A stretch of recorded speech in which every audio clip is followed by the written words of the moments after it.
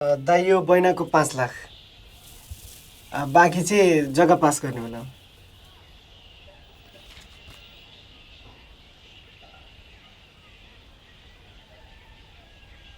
म अहिले लाग्छु दाइ। ल त्यही लागे। एमजी बुनुजीको आइएलटिएसको एक्जाम डेट फिक्स भयो। फोन गरेर खबर गरिदिनु होला है। हुन्छ सर दास।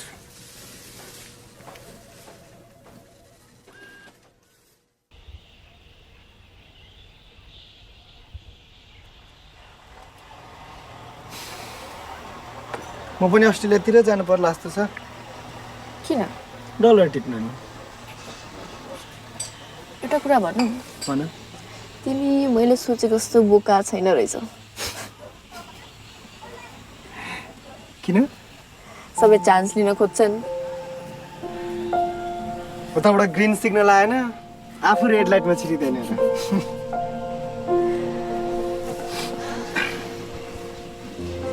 खै तिम्रो नारीको नाप्ने त हतकट ल्याउने विचार छ क्या? पैसा कमाएर अस्ट्रेलियाबाट घडी पठाइदिउँला। भो पर्दैन। समय मलाई सम्झिनु छैन। याद आयो मन भाँचिन्छ। तिमी कुरा पनि मिठो गर्छौ। मन छिनी सफा मनको। मन कसले बुझेर खै?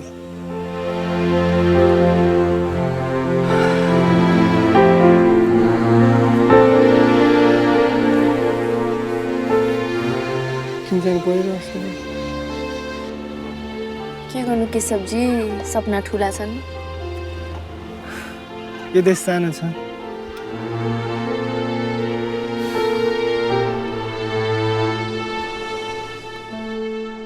आइएलटिएस दिएर पनि सकियो।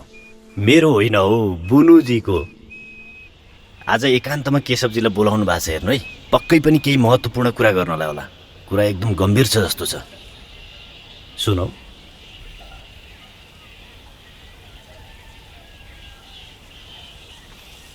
एउटा कुरा भनौँ। भन न। म भेनासँग बिहे गरेर अस्ट्रेलिया जानु लाग्यो।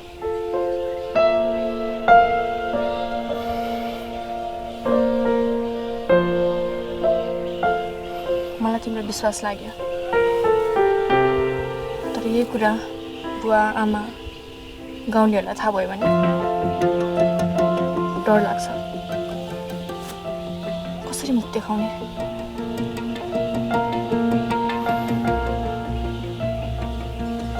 कागजपत्र बनाउन मलाई हेल्प गर्छौ? यता पनि दलाली सुरु गर्नुपर्ने भयो बट्टा। कमिसन चाहिँ आफ्नो मनको काट्ने हो। ल नाडीको नाप लिऊ। राडो घडी पठाए। के हो कम्मरको नि नाप दियो। कट्टु पठाउनु विचार छ क्या? नपठाए म लाउन लाज लाग्छ।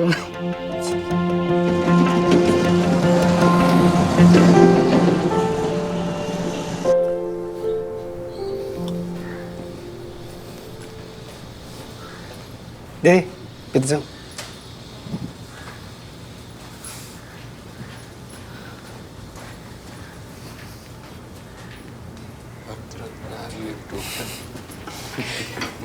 नमस्कार। नमस्कार नमस्कार। बस्नुहोस्। मैले सरसँग सबै कुरा गरिसकेँ। ढुक्क हुनुहोस् बड्डा। केही चिन्ता लिनु पर्दैन। कसैलाई त थाहा हुँदैन नि। कसैलाई थाहा हुन्न बड्डा। आजभोलि यस्तो काम दैनिक हुन्छ। सबले गरेको छ।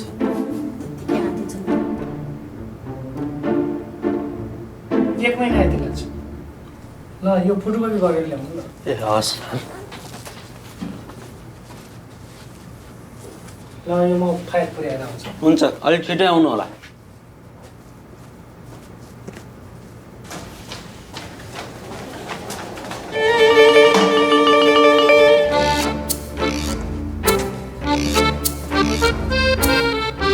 ओए राजकुमार। राजकुमार। सर नमस्ते। नमस्ते। के कामले आइस? सानो कामले आएको थिएँ, जान लागेको।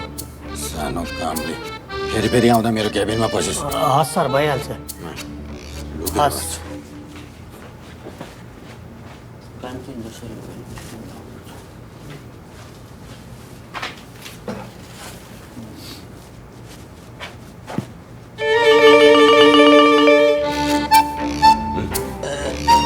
मेरो बुढी र केशवको डिभोर्स गराउन लाग्यो के रे देवीजी र केशवजीको बड्डा पपी सर र म 5 वर्ष सँगै काम गरेको घोराई अदालतमा राजकुमार जी चाहिँ 60 वर्षै